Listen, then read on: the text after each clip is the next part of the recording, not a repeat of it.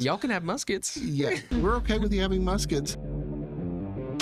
We're the Armed Attorneys. Today we're talking about 5 takeaways from the New York State Rifle and Pistol Association v. Bruen case that we think you should know about. Now, you're going to want to stick around to the end because there is going to be some qualification with this, but we have this very long 130-page plus opinion, and this is what we thought was really important out of it. But before we begin, show your support for the Second Amendment by hitting that like button. And if this is your first time here, consider subscribing. Now, to start things off, give us a little bit of the background of this case just very briefly, Edwin. Well, this case was brought by the New York State Rifle and Pistol Association on behalf of a couple of individuals who had been denied their license to carry a handgun by the state of New York because they had not demonstrated a very subjective, proper cause reason for getting a license. Yeah, so New York had this what they call a may issue licensing scheme where, even if you met all the objective criteria, if they just didn't feel like it, they could deny you an unrestricted license. Now, this is probably our first big takeaway from this case, and it ruled that that provision of the New York law was unconstitutional. And what do you find significant about that, Edwin?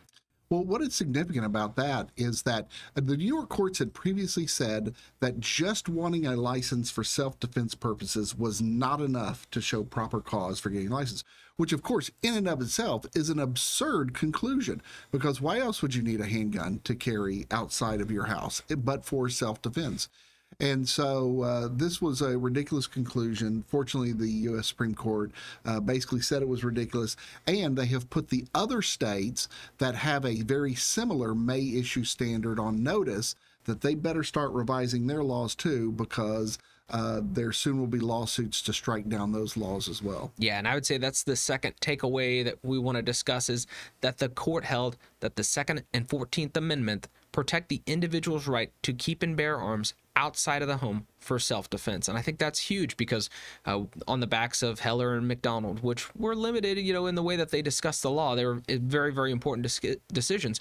But we heard this from the gun grabbers and folks who don't care for firearms that, well, that only applies to the home. That only applies to the home. But this case makes it clear that that's not the case. Yes, and what a lot of people don't understand is when the Supreme Court examines an issue, it only is allowed to examine the law before it. And since the laws in Heller and McDonald specifically addressed having the ability to own a firearm in your house, the court was not at liberty to make a proclamation that you had a Second Amendment right to carry outside your house, which is specifically what this case now does. Yeah, and that brings us to our, third big takeaway, and that is that the self-defense component of the Second Amendment is central. That's what the Second Amendment is about, is being able to defend yourself for, violent confrontation. And the court enumerated this and said, hey, confrontations just don't take place inside your house. They can take place outside of your house, and that's probably where it's more likely to happen. But that self-defense is central to the Second Amendment. Yes, so this addresses all of those people who have argued over the years that, oh, the Second Amendment is just for hunting, or it just applies to militias, or it's only in circumstances where you're trying to, protect yourself against an organized attack from the state or something like that. This recognizes that self-defense is the reason that the Second Amendment exists, whether it's self-defense from the government or self-defense from, your garden variety mugger. Yeah. And even if the gun grabbers don't care for that, they should probably, if they hate firearms, they should still research the tradition of disarmed societies. And that's part of a big reason of why we have the Second Amendment. But that brings us to our fourth takeaway from this decision. And we get a new standard of review when it comes to, laws that burden the Second Amendment or our right to keep and bear arms. Now, the court and intermediate courts of appeals have all different kinds of standards: intermediate scrutiny, strict scrutiny. Well, we have a new one here that is going to apply, and that's based on text, history, and tradition. And what does that look like, Edwin? Yeah, it is a new standard because that's one of the things that Heller and McDonald left unresolved as to whether what lawyers call intermediate scrutiny or strict scrutiny applied to gun laws. The court now says, well, we're going to adopt a different standard entirely and see whether or not a particular gun regulation fits into a historic path or a historic way in which guns have been regulated in American society. The court went back and looked at all of his historical issues, starting with the colonial days, going up through the Civil War, all of the post-Civil War laws, what kind of was their purpose, how they kind of were enforced, and they're going to judge all of these modern gun laws by that historical standard. Yeah, and it seemed pretty limited based on the court's discussion to, maybe sensitive places, to people, to carrying firearms with the intent to terrorize. So it seems like there's going to be a lot of firearms regulations on the chopping block based on the standard that's applied. Now, the great thing about this standard, as opposed to strict scrutiny, intermediate scrutiny, or rational basis, which is another test we see pop up, is it shifts the burden to the government to basically explain themselves. Hey, does this, burden the conduct that would presumptively fall under the Second Amendment? And if the answer is yes, then the burden shifts over to the government to say, hey, did the government regulate this back at the time of the adoption of the Second Amendment?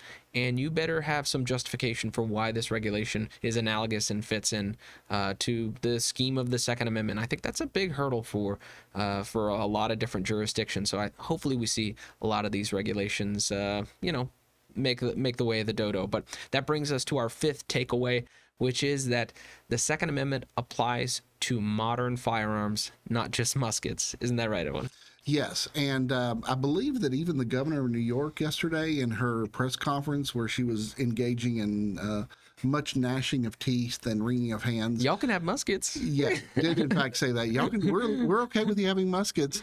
No, Governor. Much like the rest of the constitutional protections, they do adapt to modern society, and just like the First Amendment applies to the internet, the Second Amendment applies to modern firearms. And that's kind of our 5 big takeaways. But, there's a lot more to this opinion than, first meets the eye. And we will be spending, scholars are going to be talking about this for decades to come.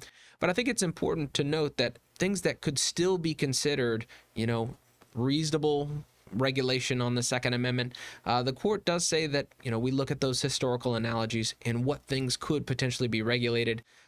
It seems like sensitive places still would be within the purview of local jurisdictions to regulate who can and cannot possess and carry firearms, think felons. And, outside of that, I think there's more good than bad, though, because I think this says and could potentially impact the implementation of red flag laws, high-capacity magazine bans, and bans on so-called assault weapons. The court does recognize now that there does exist this entity, this person called the law-abiding citizen.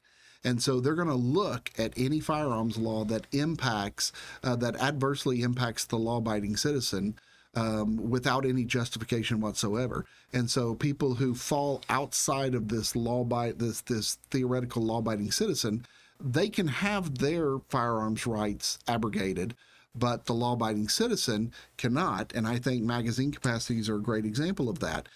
Just because some criminal may use a 30-round magazine at one time doesn't mean that 30-round magazines are inherently evil and that law-abiding citizens should be prohibited from having them. Yeah, but we hope you enjoyed this discussion. This is a big win for the Second Amendment. If you enjoyed this discussion, hit that like button, consider subscribing, and this is so stinking important. Help us fight the anti-2A algorithm by sharing this video. If you have any questions about this opinion, or, this is a busy news week, I feel like I have to put my oxygen mask on, but if you have any questions about, breaking Second Amendment news, please leave a comment in the comment section below. And until next time, we're the Armed Attorneys.